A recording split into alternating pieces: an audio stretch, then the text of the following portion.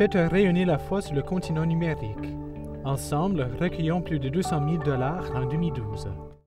Ce soir à Perspective, retour sur la canonisation de Sainte Cathérie Tekakwitha.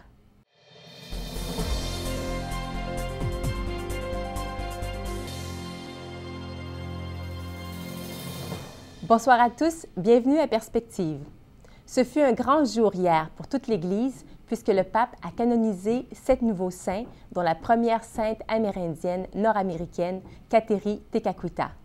Cathérie avait été béatifiée par le pape Jean-Paul II en 1980.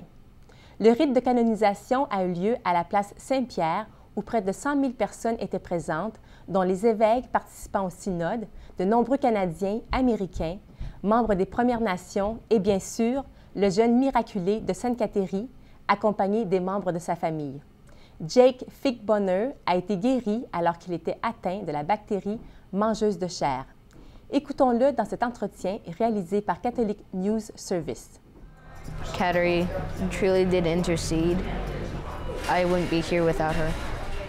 I remember reading that many of the children in her tribe teased her because of her faith, but she continued to praise God, and she made her own rosaries, and she did everything that she could to keep praying for God. The boy's father, Donnie Fick-Bonner, heard stories about Cathérie during his own boyhood.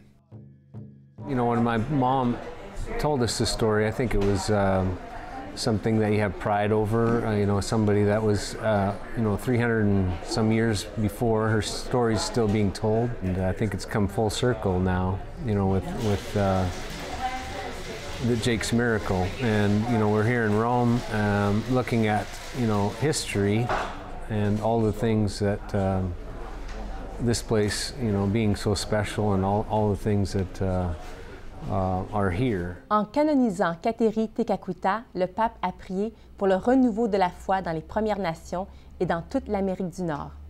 La canonisation a été célébrée le même jour que la Journée mondiale des missions. Le Fils de l'homme est venu pour servir et donner sa vie en rançon pour une multitude. S'appuyant sur ces paroles, dans son homélie, le pape a rappelé qu'elle constitue le programme de vie des 7 saints qui, avec un courage héroïque, ont dépensé leur existence dans une totale consécration à Dieu et dans un généreux service à leurs frères. Il a ensuite présenté une courte biographie de chacun d'eux. Écoutons celle de Cathérie Tekakwitha.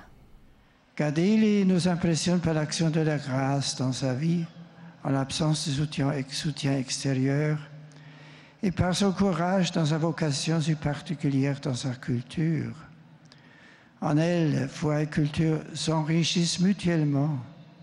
Que son exemple nous aide à vivre là où nous sommes, sans renier qui nous sommes, en aimant Jésus.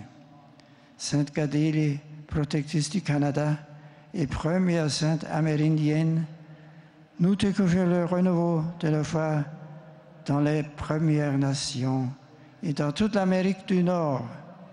Que Dieu bénisse les Premières Nations. Ce matin, une messe d'action de grâce pour Sainte Cathérie Tekakwitha a été célébrée à la basilique Saint-Jean-de-Latran à Rome.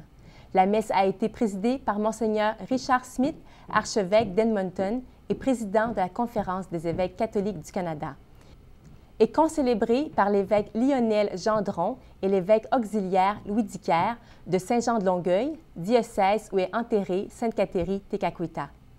De nombreux évêques pèlerins canadiens et américains, incluant beaucoup de fidèles des Premières Nations, ont assisté à cette célébration solennelle et recueillie. Le cardinal Thomas Collins, archevêque de Toronto, était aussi présent. Dans son homélie, Monseigneur Smith a souligné combien cette canonisation de Sainte Cathérie Tekakwitha est une bénédiction et un véritable temps de grâce. Écoutons un extrait en français. Nous avons bien besoin d'entendre aujourd'hui la leçon de Cathérie. Nous ne portons peut-être pas de cicatrices physiques, mais bien des gens portent aujourd'hui des cicatrices affectives et psychologiques. Au lieu de la petite vérole, c'est la pauvreté, les dépendances, la solitude, les trahisons qui sont à l'origine de ces cicatrices. Elles montrent la souffrance qu'on subit de nos jours des sœurs et des frères de Catherine dans les écoles résidentielles. Tant de douleurs, tant de cicatrices morales. Mais Catherine nous enseigne qu'aucune blessure, si profonde soit-elle, ne saurait nous priver de l'espérance. Rappelons-nous ces paroles. Jésus, je vous aime. Pour revivre ces moments de recueillement, ne manquez pas la rediffusion de la messe d'Action de grâce ce soir à 20h. La conférence de Monseigneur Lépine sera diffusée à 21h30. Merci d'avoir été avec nous et passez une excellente soirée.